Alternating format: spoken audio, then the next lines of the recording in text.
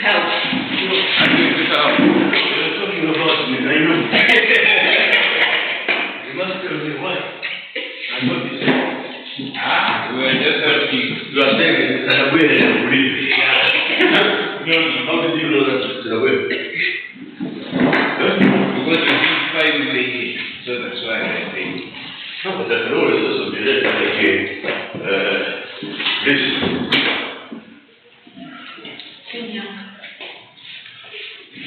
You are upset again. Everything for you. About what? A good thing. I can tell everybody also. What a serious issue with your sickness. You are sick? It's Friday, but I was very sick, very, very sick. You know how to be very sick. You know how to be very, very sick. But the headache was a very sick. No, it wasn't a headache. Okay? What is the questions? What's your gender?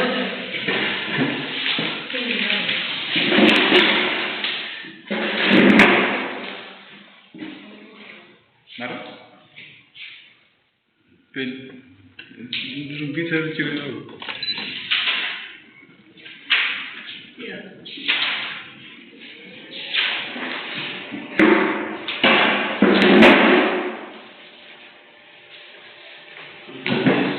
This is it. Is it August? Monday. Yes, Monday.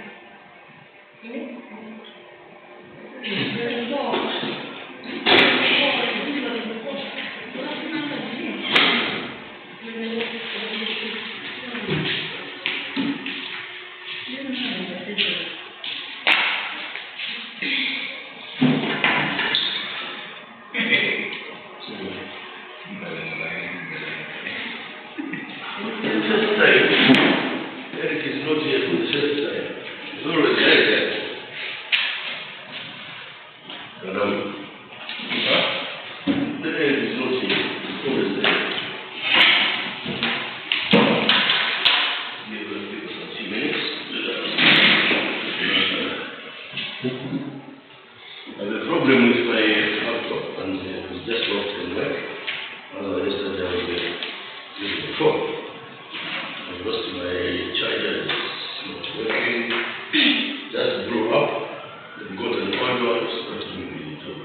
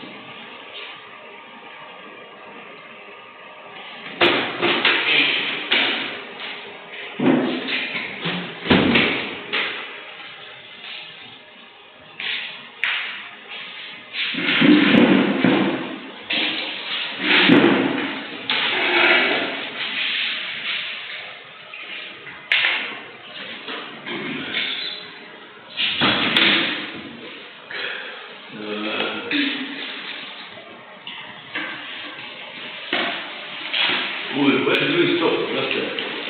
That is okay. That where? That is okay. Can't remember. That is okay way too. Huh? Value. So sure. Today we are looking at something different. We shall still get to values. I want to do certain things quickly. Then we move on looking at what we call case relationship. So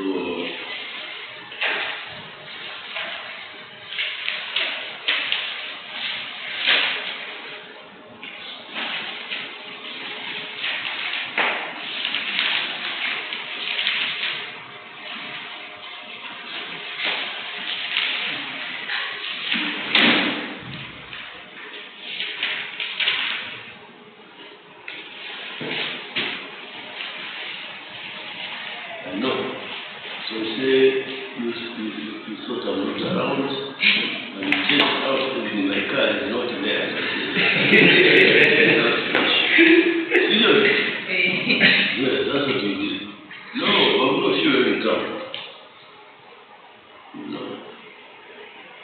political fuel in town, so I'm trying to to come back. Too many big queues around. Actually, no queues. There's no queues, so there are no queues. This morning, when I went to the station, I got opposite on the hotel, and the only wrong way is there. It means I can't find it. Just, yeah. But what we usually do is, I'm kind of enough. That's enough. We are walking. Can you walk from here to Canada? Yes. Have we ever walked from, how far have you walked? Here in Europe. In Longa, from Dundee to Boulder. You mean Boulder? Yeah, that's true. I'm not lying. Okay. I haven't been walk from here. What was the problem? What was the problem? Just walking. Oh, you just walking? Yeah. Okay. We are sending the transport. I was sending the transport just to do Something very just referred to me. Okay. Right. Breathe the way of So where is Kenya 46? Even here, don't you work at today? So where did you go? Yeah. You can? I came, but then when they went into we ran over. No, I But from here in Mandira.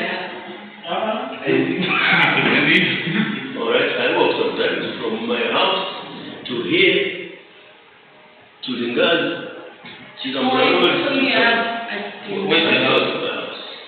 Then boundary between area 3 and area 9.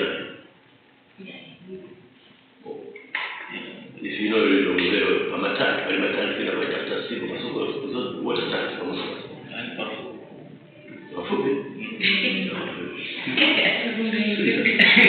That's how to be. Walk to this place and go around the first woman in a around. Not because I can't jump into the meaning, but because the social work really helps me and people understand what is happening around there. So it's the most funny thing you check, why is this happening like this? But for you, it's also good for your health. Yeah, of course, for my health. The body needs When I was growing up, I did quite a lot of those, walking to school.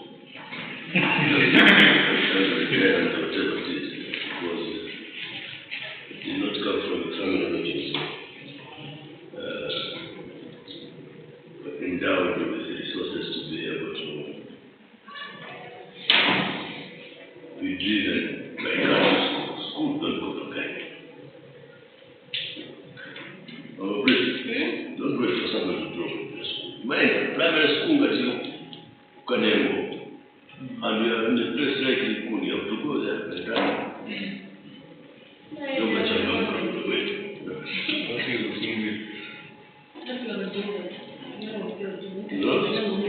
And when you come back, there's no food. You don't cry. Yes. Yeah. Go looking for mangoes that you eat, okay. But that's the typical life of the day. What people experience during the period. Let's be quick. I think this is going to clash. Today we shall look at what we call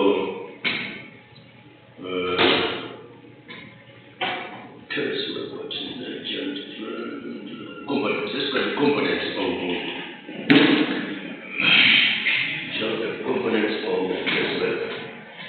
mentioned them, but I just want to expound on those. It was not saying the form part of the real work, but yeah, so that's the components of yes. When we talk about components, we're talking about pieces, right? Which once put together bring a complete thing. Now, when we talk about case work is about an individual and the problem, right? So there are many pieces within that relationship that when you put together it gives you the focus. And we did mention last time. So here we start with maybe just a small question. Okay, let's Yeah. So we started with the 5 T. Do you remember? Yes. Yes. Now I want to break them into reality. Any case, you have to meet will always be about an individual, a person, right? And in casework, a person and a service user is an individual who is in a distress of some type or some form, right? That's why it's coming to it. It means that individual has a problem. It could be a problem which is not threatening that individual's life, but at the same time, it could be a problem that can put somebody in a very serious distress. So, distress, what it means, is a situation which normally is beyond an individual's conscious control, right? An individual's conscious control.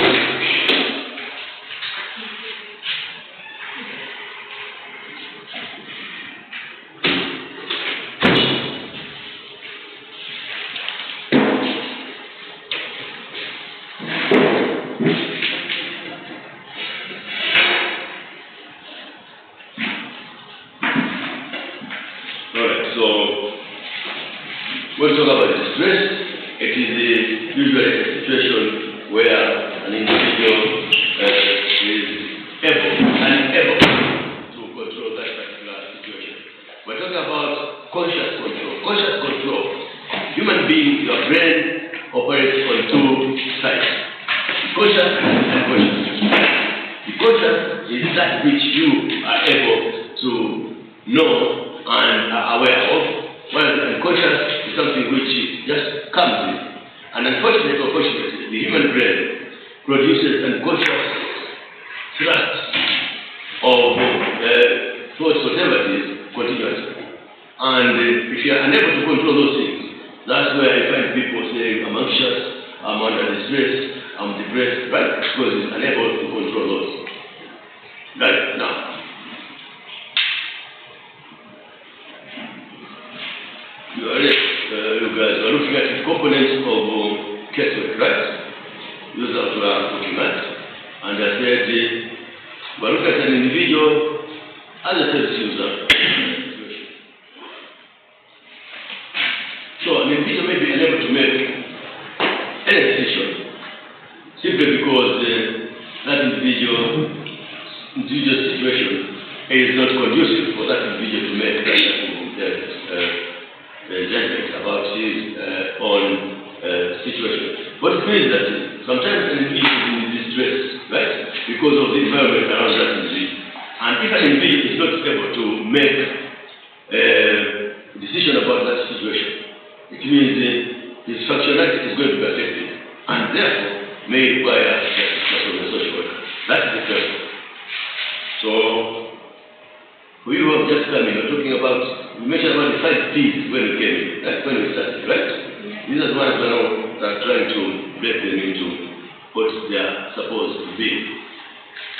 So, when you are dealing with a person in social work, there are issues that you must look at.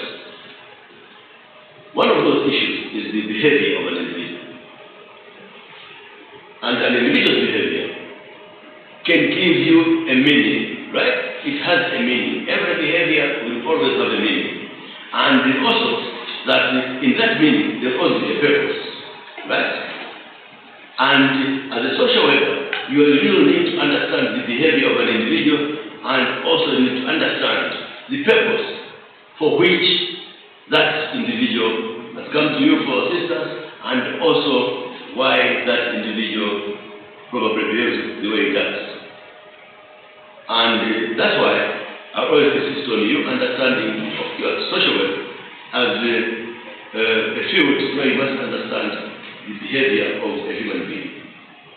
Social work, you must actually understand the whole human being. That's where you are able to deal with that one. So behavior is one of those things.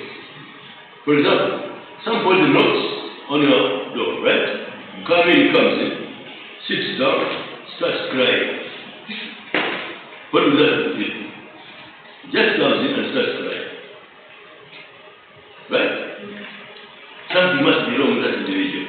Why would somebody just come in the office and all of a sudden get into emotional outburst must understand those types of things around. So you, as a social worker, you must understand both the behavior and reactions of that individual you are dealing with, so that you are able to get the insights into that specific problem that the individual has brought before you. So you can only understand it if actually you understand the behavior of that individual. Second, the individual's behavior will highly depend on the personality structure of that person. Right? So it becomes imperative for you as a social worker to be aware of this personality. When we talk about personality structure, we're talking about how an individual is, right? Measured against one, his thinking capacity. How can he control his emotions? How can he deal with behavior? And also how he relates to the environment. All those three things are the ones which actually will create an individual's personality. So it is your behavior, it is the environment in which you are, and also to be your ability to think. We're talking about the issue of cognition, emotions, all sorts of things, right? I think I've been illustrating quite a lot, whereby your cognition is actual understanding of the situation around us, right? And also how you make decisions. So this comes on to look at issues of thoughts, how you think, how you manage your thoughts, and how you process your thoughts. And those things lead to what we call impulse, right? Something which drives you. An impulse is a driving force that tells you what to do, right? And from there, you start making a decision. Now your decision may be positive or negative, right? And all those things will be characteristic of your own personality. And from impulses to your decision making, you get the action. What you do thereafter. And from there, then you have the consequences, right? You are very angry, your father whipped you, you are very, very angry, right? Very, very, very angry against your father. You can say to beat him, right? Because it's more than fair. Or some will become very, very depressed and angry, you commit suicide. Something like that. Yeah, so you have all of these things. So you must understand the behavior of the person in that context. Here, a person with a problem, this you must always understand and know. Any person with a problem is usually under double stress, right? One, there will always be a stress or actual attack, right? When you're under stress, it means there's something that you're fearing, right? Anxiety, you're just anxious. Anxious about something is going to happen to me, or something has happened to you. So you have all that type of situation in which you find yourself. And how you react to this, right? That's what is now bringing the issue of how your mental capacity will operate. So it is very, very important that anybody that comes to you with a problem has two sides of it. The actual problem and also the threat of what is going to happen because of that problem, right? Yes. Something like that. So this is how you will look at this. And also, let's forget that as an individual, we are all a product of nature and nurture. What does that mean? This. Nature and nurture. Nature is the environment that's surrounding us. Nurture is how we respond to the environment. How we Respond to the environment. nurture. Nature is just the biological aspects where it follows the culture and the land. While nature is the environment. Alright, you are almost there. Nature is the environment in which you are, right? But and the nurture is the actual care that as human beings we receive in the process of growing up. Right? So the care that you do to nurture is to take care of, right? Yes. So you are growing patterns in the home, the behavior in the home, how the home treats you, and all sorts of things, right? They will create you as an individual, and therefore you become a product of the biopsychosocial background. That is you for the biopsychosocial background. In other words, biological, right? How you grow biologically. Right? Do you have a problem with the growth, for example, standard growth, whatever it is, or something like that, right? Then the cycle is your thinking capacity, the development of your brain, and the capacity to think. We call that cognitive development, right? Then the social background, your social relationships around, in the home, your relationships in the nature, which is the environment, right? How do those things build you up to be who you are? That's what happens, right? So the P will actually give you that. Alright. So here, you can see we talked about the 5 P's. Now we are still looking at the first P, which is the test, right? Yes. So the dynamic nature of the problem requires you as a social worker to understand that problem and disaggregate. What is Gilbert today? Gilbert is He's still enjoying it. okay. Right. So disaggregate is to break down into small components, right? When we talk about case analysis, we say case analysis is about how you break that case into small components, so that you study each of those components to understand the situation of your service user. So to disaggregate, that is to break down, right? So that the nature and actual cause of the problem is understood, right? Here, if I wanted, I would maybe I should put here in brackets for future use that we would call this.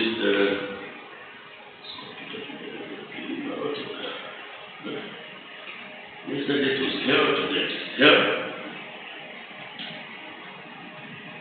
It's been managed.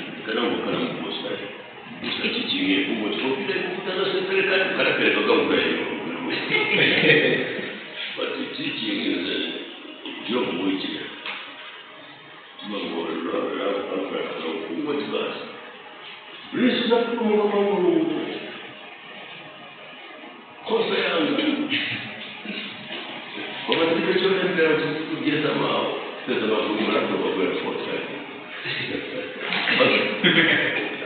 So, this is necessary when people say, oh, case analysis. I think I will write that. We are going to be in a crisis very shortly. The computer is shutting down. What I do is, let's look at the second P, which is the problem. Let us start with it until to be good, because just be talking, then we have a lot of problems. Just be safe today.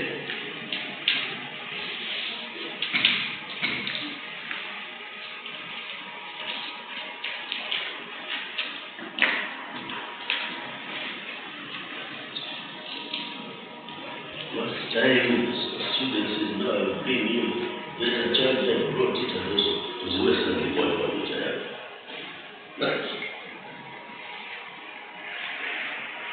Yeah, so it's a crisis. We can deal with it. P, that's our second problem, second big problem. The problem may be caused by unmet needs. There will be social, economic, or psychological, including environmental types. That is the problem. But the question is, we have to understand what is the problem, right? What do you think is the problem? The problem is an unfavorable situation around the individual that is likely to affect the well-being of that individual. That's the problem. There is a cheap way to look at it.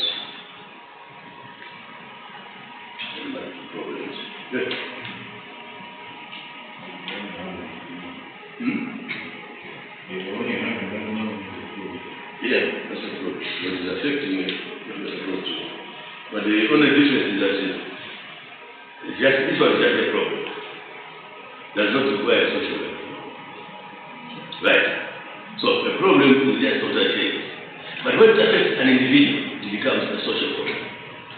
That's what I want to understand. Right? When it starts to affect a person, an individual, or the whole community, it becomes a social problem.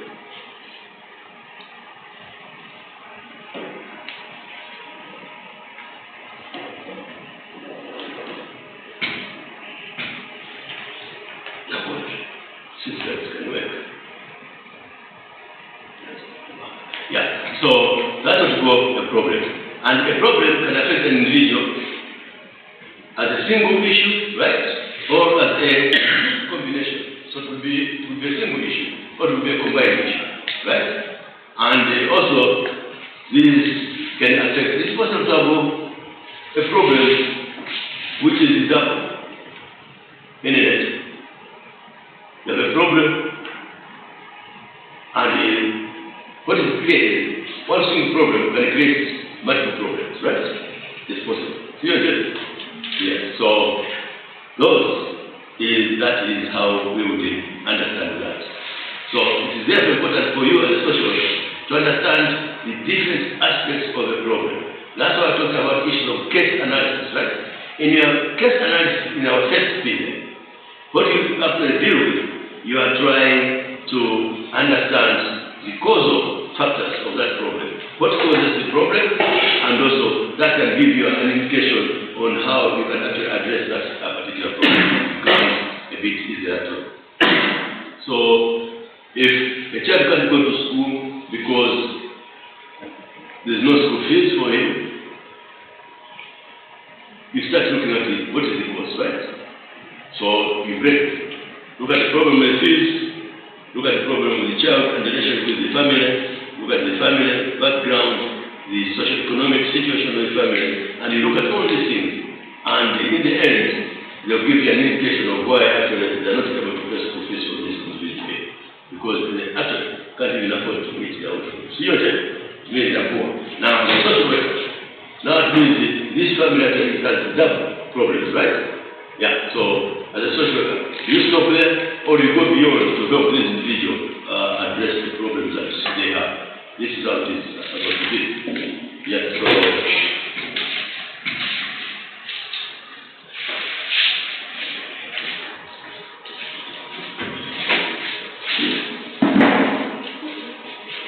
let's move on. So here, let's look at how do you deal.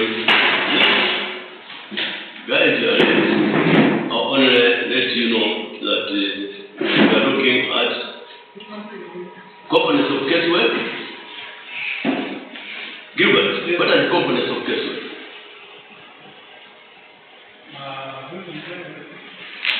You don't know the 5 P's. So now here we're unpacking them, what they are, starting with the person, and we're going through all those, the behavior issues, and also we're looking at the actual individual, and we're going to look at what we can do about it. Community as well, right? So here, now we're looking at the second P, which is a problem, and I think I've unpacked it. Let's move on. Right? So here, for you to understand the actual problem, these are some of the things that you look at. Right? 1. What are the service users' wants and needs? So you need to understand what are the service users' needs and wants. Because if that individual brought a problem to you, there must be something that that individual is looking for. Right? So you have to look at what are his needs and what are his wants. And we ask Dina, what are the wants? Dina? You have forgotten? Wants and needs and okay, let's proceed. And also, you as an individual, what do you think is the problem?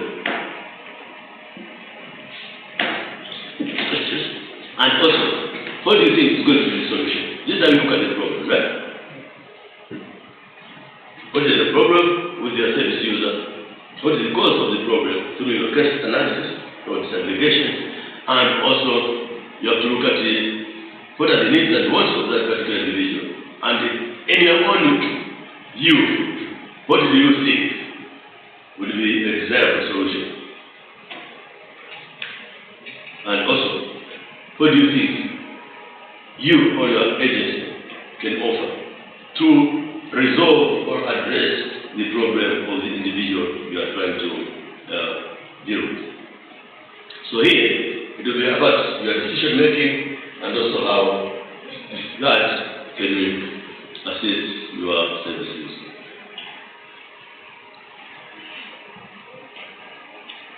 That's not a shared area. That a single problem can create a chain of problems. Is it possible? Anybody some idea of a single problem creating a lot of problems?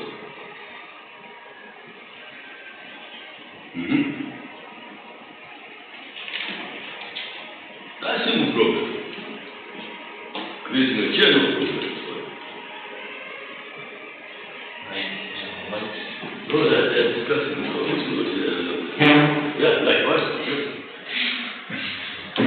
Like when the process is dry, you can just go home, start causing some problems like beating the brothers and sisters. At the same time, she's going to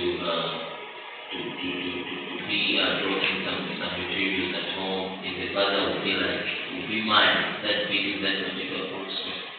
And after that, the police will intervene and family is problem. Yes, that's a very good example. Single issue creating a lot of issues. The father beat the guy died, now there's a murder case. The home will have no father. So you have all those problems going around. It means members of the family again start suffering because of one action of an individual, right? So this is so. Remember always that in life you can get that type of understanding. So it is important for you to be able to understand which one of the reactions, right, is the cause of the problem or is the effect of that problem. So it becomes important for you to understand which one of those cause or which one of those will be the effect of that problem. Alright, let's move on to look at our 3P, the third P rather.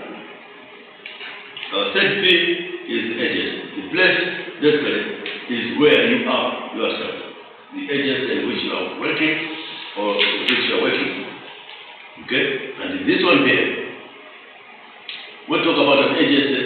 It's always an organized institution for which you are working for and which is also tasked with providing support and assistance to individuals in need. So it could be private or public legal government, private could be NGOs, observatories, it could be primary or secondary institution, local or national, closed or open. So these are the places that you probably will find yourself. Or it could be you as an individual, trying to deal with the issues in your country. So this is now it will be big. So each one of these will be responsible for designing strategies that can meet the needs or wants of people who go to them for help, right? So it means that agencies, they should be able to design some strategies that can be used to meet their needs around. And what must know is that whatever assistance you provide to an individual will be dependent on, in most cases, the availability of resources which are there. So you are put in between the problem of the individual,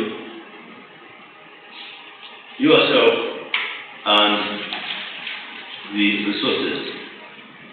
On the other hand, let's say that.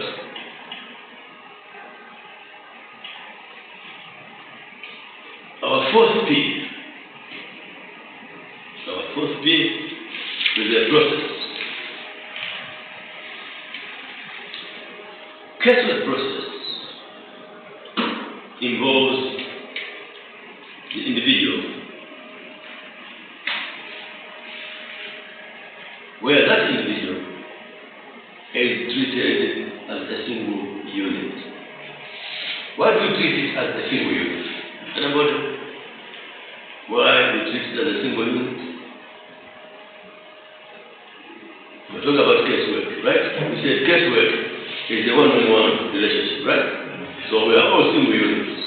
As a service user, you are a single unit, and so is your provider. That's what is the one-on-one. So we talk about single units, but just talking about those. So the process envisages that as an individual, you have a capability, right, to mobilize both internal and external process, actually, to solve your own problems. This statement, maybe by extension, what did we always say? Gilbert? Do you remember? That the individual,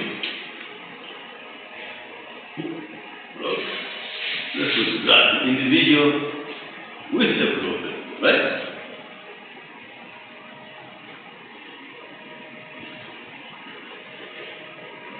Knows. Did we say that? The cause of that. Is it possible that somebody you can have a problem and know the cause of the problem? What? You have a problem. You don't know the cause of that problem. Yes. Tell us, Bruce. How would that be?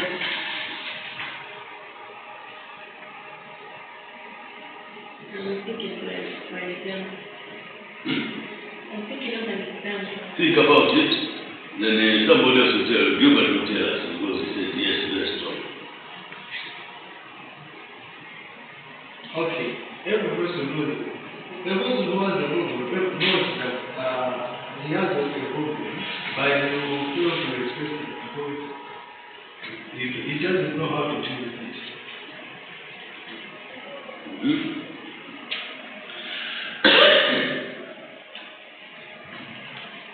Read. He will be in denial.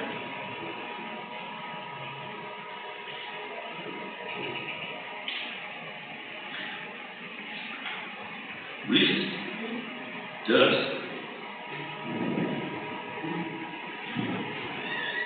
But then all back to know, there are those situations where you can have the problem, and then you want to really know the cause of the problem, but then you really have the problem.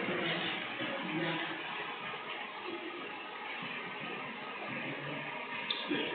Let me just finish right here.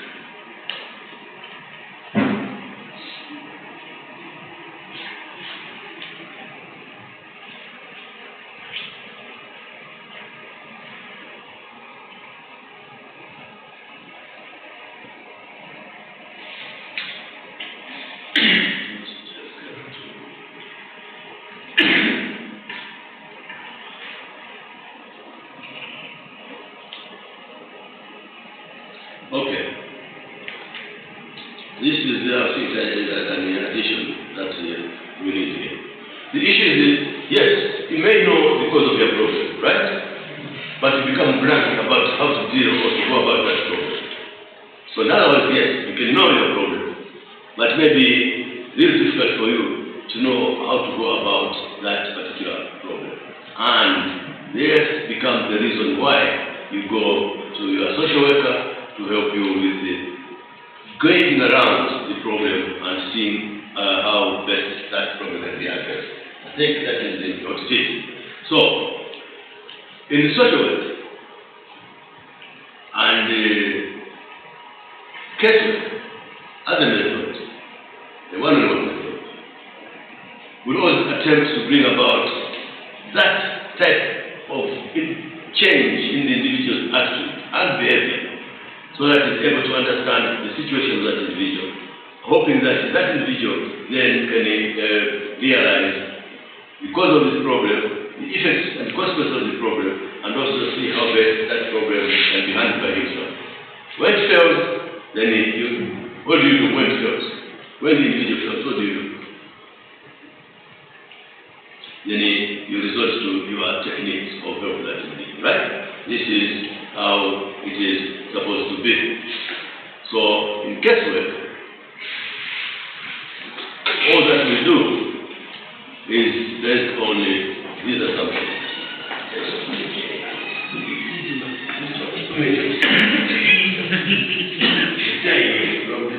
Is growing, so that this is a falling, and those things cannot afford that.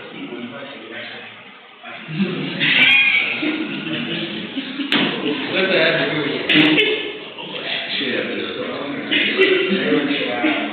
Alhamdulillah. Try it.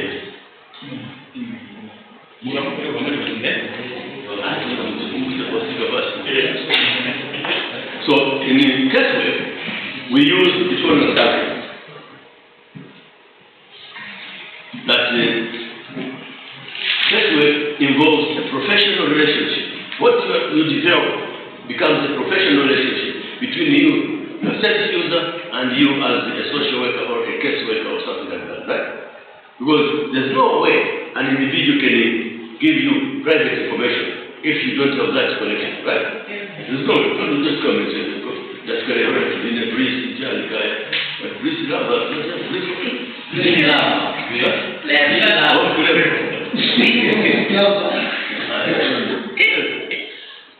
yeah, so, and you start telling me all the stories. No, I'm here because of this. No. There is a process where you have to develop some trust on me, right? It is out of that where you can now start diverging your personal information to me. Because I'll become your confidant, and that means I'm also going to keep that information in total confidence. That's why one of the principles in casework is confidentiality. We shall be looking at those principles as we move. Right? So you build a relationship, and from there there will be trust, and because of that you'll be able to give the information. Or